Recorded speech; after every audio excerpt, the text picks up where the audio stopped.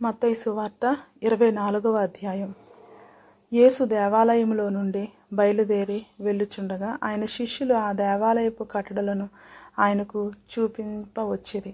అందుకు ఆయన, మీరు ఇవన్నీ చూచుచున్నారు గదా, రాతి మీద రాయి ఒకటి అయినను ఇక్కడ నిలిచి ఉండకుండా పడద్రోయబడునని మీతో నిశ్చయముగా చెప్పుచున్నానని వారితో అనెను.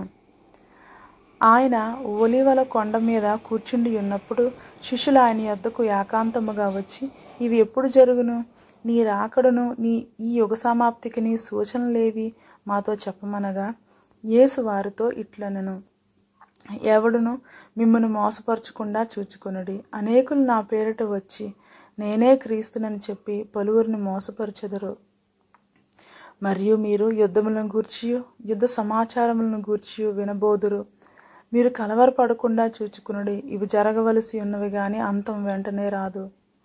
జనము మీదకి జనమును, రాజ్యం మీదకి రాజ్యమును లేచును. అక్కడక్కడ కరువులను, భూకంపములను కలుగును. ఇవన్నీ వేదనలకు ప్రారంభము. అప్పుడు జనులు మిమ్మును శ్రమల పాలు చేసి చంపెదరు. మీరు నా నామము నిమిత్తం సకల జనుల చేత ద్వేషించబడుదురు. అనేకులు అభ్యంతరపడి ఒకరినొకడు అప్పగించి ఒకరినొకడు ద్వేషింతురు. అనేకులైన అబద్ధ ప్రవక్తలు వచ్చి పలువురిని మోసపరిచెదరు. అక్రమము విస్తరించుట చేత అనేకుల ప్రేమ చల్లారును. అంతం వరకు సహించిన వాడెవడో వాడే రక్షింపబడును. మరియు ఈ రాజ్య సువార్త సకల జనులకు సాక్షార్థమై లోకమందంతటను ప్రకటింపబడును. అటు తరువాత అంతం వచ్చును. కాబట్టి ప్రవక్త అయిన దానియేలు ద్వారా చెప్పబడిన నాశనకరమైన హేయ వస్తువు పరిశుద్ధ స్థలమందు నిలుచుట మీరు చూడగానే చదువువాడు గ్రహించునుగాక. ఆమేన్. యోదయలో ఉండువారు కొండలకు పారిపోవలను. మిద్దె మీద ఉండువాడు తన ఇంటిలోనికి ఏదైనాను తీసుకొని పోవుటకు దిగకూడదు. పొలములో ఉండువాడు తన బట్టలు తీసుకొని పోవుటకు ఇంటికి రాకూడదు. అయ్యో, ఆ దినములలో గర్భిణులకును పాలిచ్చు వారికి శ్రమ.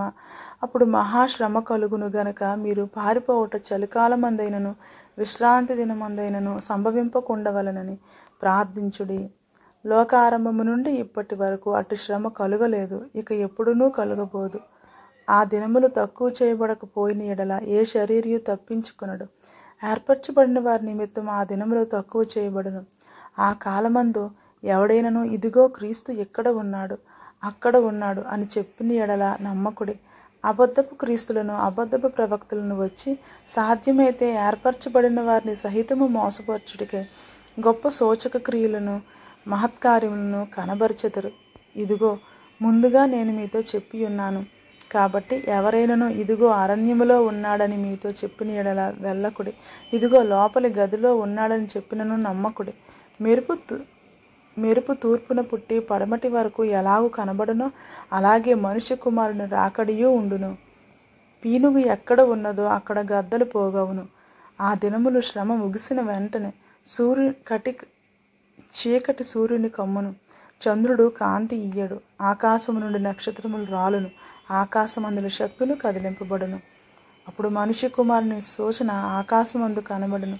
అప్పుడు మనుష్య కుమారుడు ప్రభావముతోను మహామహిమతోను ఆకాశ మేఘారూఢుడై వచ్చుట చూచి భూమి మీదనున్న సకల గోత్రముల వారు రొమ్ము కొట్టుకుందురు. మరియు ఆయన గొప్ప బోరతో తన దూతలను పంపును. వారు ఆకాశం యొక్క ఈ చివర నుండి ఆ చివర వరకు నలుదిక్కుల నుండి ఆయన ఏర్పరచుకుని వారిని పోగు చేతురు.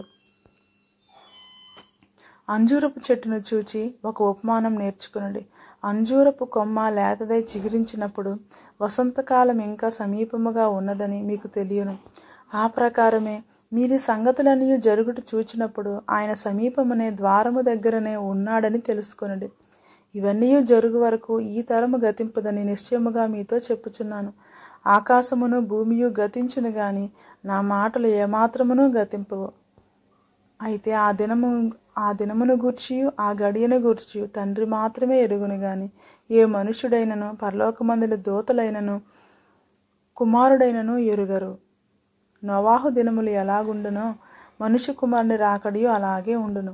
జలప్రలయమునకు ముందటి దినముల్లో నోవాహు ఓడలోనికి వెళ్ళిన దినము వరకు వారు తినుచు త్రాగుచు పెండ్లి చేసుకొనుచు పెండ్లికిచ్చుచు నుండి జలప్రలయం వచ్చి అందరినీ కొట్టుకొని పోవు వరకు ఎరుగకపోయిరి. అలాగునే మనుష్య కుమారుని రాకడయు ఉండును.